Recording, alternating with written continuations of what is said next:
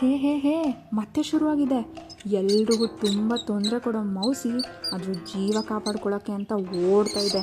ಯಾಕಂದರೆ ಕ್ಯಾಟಿ ಸಿಕ್ಕಾಪಟ್ಟೆ ಬೇಗ ಕೋಪ ಮಾಡ್ಕೊಳ್ಳೋ ಒಂದು ಬೆಕ್ಕು ಅದನ್ನು ಹಿಡಿಯೋಕ್ಕೆ ಅಂತ ಹಿಂದೆ ಓಡ್ ಬರ್ತಾ ಇದೆ. ಅಡ್ಡ ಬರೋ ಜನದಿಂದ ತಪ್ಪಿಸ್ಕೊಂಡು ಇಬ್ಬರು ಓಡ್ತಿದ್ರೆ ಇದ್ದಕ್ಕಿದ್ದಂಗೆ ಜೋರಾದ ಹಾರ್ನ್ ಸೌಂಡ್ ಕೇಳಿಸುತ್ತೆ. ನೋಡಿದ್ರೆ ಎಲ್ಲಿಂದನೋ ಒಂದು ಸೈಕಲ್ ಬಂದು ಮೌಸಿಗೆ ಡಿಕ್ಕಿ ಹೊಡೆದ್ಬಿಡುತ್ತೆ. ಅದು ಹೊಡಿತಿದ್ದಂಗೆ ಪಾಪ ಮೌಸಿ ಮೇಲ್ ಹಾರಿ ಬಾಲ್ ಥರ ತಿರುಗಿ ಪಕ್ಕ ಇರೋ ಹುಲ್ ಮೇಲೆ ಬಿದ್ದೋಗುತ್ತೆ.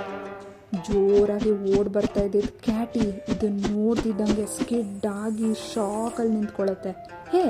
ಆದರೆ ಕ್ಯಾಟಿಗೆ ಖುಷಿ ಆಗ್ಬೇಕು ತಾನೆ. ಮೇ ಬಿ ಇದು ಒಳ್ಳೆ ಮನ್ಸಿನ ಬೇಕು ಅನಿಸುತ್ತೆ. ನೆಕ್ಸ್ಟು ಬಿದ್ದಿರೋ ಮೌಸಿನ ಹೀರೋ ಥರ ಎತ್ಕೊಂಡು ಹಾಸ್ಪಿಟಲ್ಗೆ ಕರ್ಕೊಂಡು ಹೋಗಿ ಸೇರಿಸುತ್ತೆ ಕ್ಯಾಟಿ. ಡಾಕ್ಟರ್ಸ್ ಬರ್ತಿದ್ದಂಗೆ ಕ್ಯಾಟಿ ನೆಲದ ಮೇಲೆ ಬಿದ್ದು ಕೂತ್ಕೊಂಡು ಯಾಕೆ ಮೌಸಿ ಯಾಕೆ ಹಿಂಗೆ ಮಾಡಿಕೊಂಡೆ ಅಂತ ಅಳಕ್ಕೆ ಶುರು ಮಾಡುತ್ತೆ. ಇದನ್ನು ನೋಡಿ ಡಾಕ್ಟರ್ ಒಂದು ಟಿಶ್ಯೂ ಕೊಟ್ಬಿಟ್ಟು ಕ್ಯಾಟಿಗೆ ಸಮಾಧಾನ ಮಾಡಿ ಅವ್ರ ಹತ್ರ ಕೂರಿಸ್ಕೊಂಡು ಮೌಸಿಗೆ ಟ್ರೀಟ್ಮೆಂಟ್ ಕೊಟ್ಟು ರೆಸ್ಟ್ ಮಾಡಿಸ್ತಾರೆ. ಮೌಸಿ ಹುಷಾರಾಗಿ ಎದ್ಮೇಲೆ ಕ್ಯಾಟಿ ಅದಕ್ಕೆ ಒಂದು ಜ್ಯೂಸ್ ತಂದು ಕೊಡುತ್ತೆ. ಅದನ್ನು ಕುಡಿದು ಎನರ್ಜಿ ಬಂದು ಮೌಸಿ ಕ್ಯಾಟಿಗೆ ಥ್ಯಾಂಕ್ ಯು ಕ್ಯಾಟಿ, ನೀನು ಇರಲಿಲ್ಲ ಅಂದಿದ್ರೆ ನಾನಿವತ್ತು ಉಳ್ಕೋತಾ ಇರಲಿಲ್ಲ, ಥ್ಯಾಂಕ್ ಯು ಸೋ ಮಚ್ ಅಂತ ಹೇಳುತ್ತೆ. ಇದನ್ನು ಕೇಳಿ ಕ್ಯಾಟಿಗೆ ನಾನೇ ಹೀರೋ ಅನಿಸುತ್ತೆ.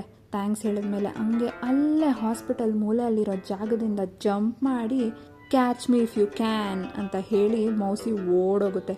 ಮತ್ತೆ ಕ್ಯಾಟಿ ತಲೆಗೆ ಒಂದು ಬ್ಯಾಂಡ್ ಕಟ್ಕೊಂಡು ರನ್ನಿಂಗ್ ಶೂಸ್ ಹಾಕ್ಕೊಂಡು ಚೇಸ್ ಮಾಡೋಕ್ಕೆ ಶುರು ಮಾಡುತ್ತೆ. So the moral of the story is, ನಮಗೆ ತೊಂದರೆ ಕೊಟ್ಟವ್ರಿಗೆ ಹುಷಾರಿಲ್ಲ ಅಂದಾಗ ಅವ್ರ ಮೇಲೆ ಎಗರಾಡಕ್ಕೆ ಹೋಗ್ಬಾರ್ದು.